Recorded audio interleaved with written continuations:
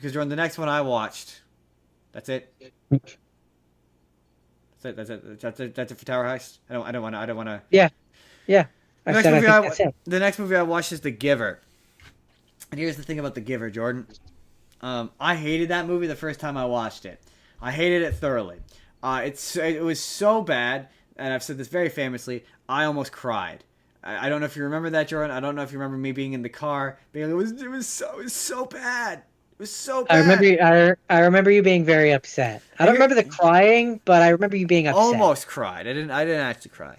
From great suffering, great pain, came a solution. Communities, where disorder became harmony. The way things look and the way things are very different. What do you think would happen if you skipped your morning injection? This time I didn't hate it as much because now I understand how movies are made. So I just I understand elements of this. Like, I understand why he's 16 now, because it would be weird if you gave a 12-year-old a serious job like this. I understand why it has an Yeah, action but that sequence was at the end that of it. was kind of the point of the book, is that the world was fucked, man. I kind of understand why they added an action sequence to the end of this that wasn't in the book. I understand why what's her face is there as the elder, who is now the bad guy of the piece. I understand functionally. You're making a YA movie. I understand why these things are there. But yes, this movie drastically missed the point of the book. I mean, number one, first of all, it's immediately apparent that this is a horrible dystopia, right? Whereas in the book, because it's obviously told from the perspective of a 12-year-old, it's presented as this idyllic society where worries and cares and everything that makes the world bad no longer exists.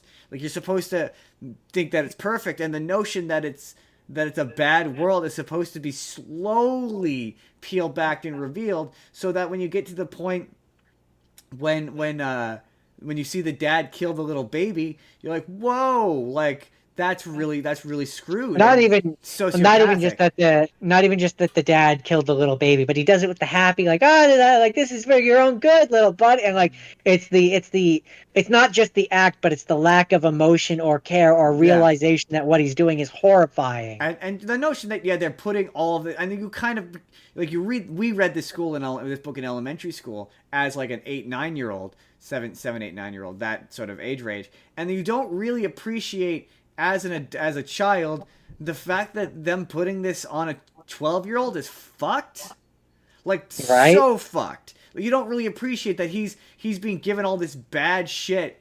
And the thing that frustrates me about the movie is the movie feels the need to address the mechanics of the world, where like Jonas asks him, "Oh, how does this work?" And he goes, "It just works."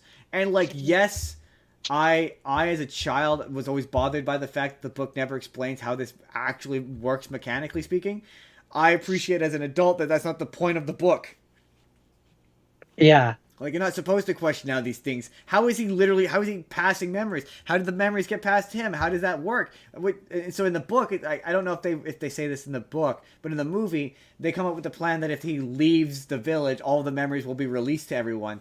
And in the movie, you see Yeah, all I the memories believe. get released to everybody. You see it happen. Yeah, I believe that's the plan in the book as well. Is basically once he leaves, all the memories return to the But people. the book never really explains how that works. It does, because it doesn't really need to. That's not the point. But the movie feels the Yeah, need to lampshade it, because otherwise it doesn't explain it, right?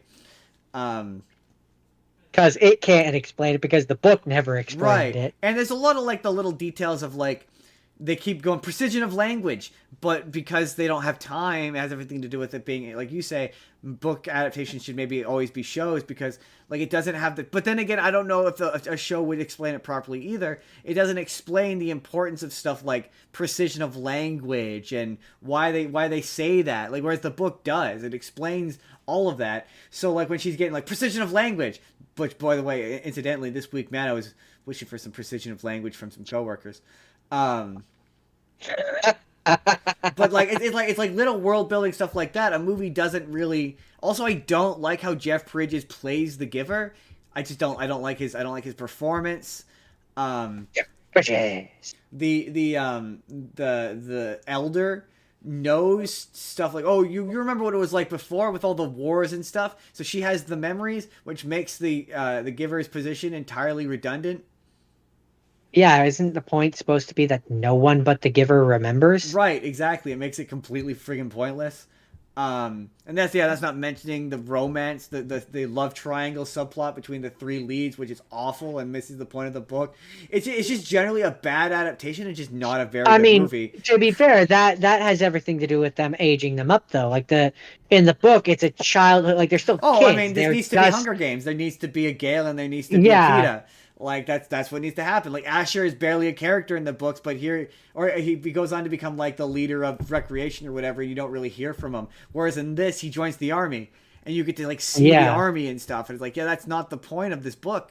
But also, like, so much of that book is inner monologue and inner discussion that this just doesn't convey. I don't. Here's my question based on your limited memory of that book. I would retrospectively, I would say that book might be unadaptable. I mean, there's just certain stories which it's like they're never intended for the big screen. No, so much of that book is his inner thoughts that I don't know how you do it as a movie. I mean, yeah, I mean, or there's like, a lot. There's at least one other movie that I can think of which I think would make a far better book, which. Buried is another example of that, where I think that's unadaptable. Yeah, but this one's like the stuff where he's experiencing the memories. So much of that is about feelings. Like it's describing the sensation of what it feels like. You just can't. Again, you cannot convey that on film. You just can't. There's just and I don't think this being a TV show would help it, other than you'd maybe be able to have longer scenes of them having conversations amongst themselves. But that's kind of it. I don't know how being a TV show would help serve this. I don't see how it would. Right? I think this is just an example where it was never going to be as good as the book. Which is funny because when I was a kid, I wanted this to be a movie so bad. Maybe if they did it where he's 12 and it's, I don't know. I don't know a version of this which would work on film. I just don't. But hey, maybe someone in the comments will let us know if you feel there's a way to make this work as a film. Let us know. We don't do enough engagement with the audience. Jerome, what's your next one? I mean, we'll get there, but no. We do enough engagement with them, Justin. They don't engage with us. Leave comments. Hit the like button. Subscribe. Talk with us. Shouldn't all be on us, is all I'm saying. Hey everyone, it's NCAR Justin here again. Let me know, have you seen The Giver? Did you read the book as a child? Did you hate the movie? If you did, let me know in the comments down below. And if you would like, you can click the video on the left, and that's going to take you to the full podcast where this video is from. Or you can click on the video on the right, and that's going to take you to a video YouTube thinks you're going to enjoy. Hit subscribe if you haven't already, and have a good day, everyone.